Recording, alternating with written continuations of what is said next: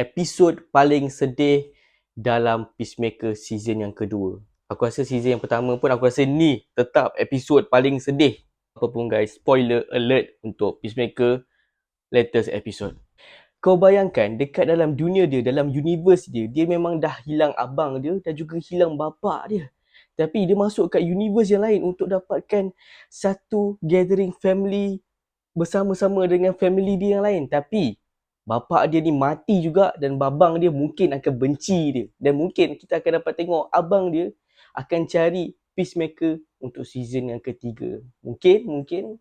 Dan yang paling peliknya dengan Peacemaker ni, kalau Jeb Sepah dia suka baca mural dekat sekolah kan. Tapi Peacemaker ni sebesar ini mural ni tak nampak yang sebenarnya universe yang dia pergi ni adalah universe Nazi. Apa-apa pun minggu depan adalah final episode untuk Peacemaker season yang kedua dan bukan mungkin, James Gunn dah cakap dah yang kita akan dapat final episode 1 jam panjang dan final episode ni akan direct kepada konflik dalam Man of Tomorrow, Superman movie yang kedua. So apa pendapat korang? Cuba share dekat dalam komen.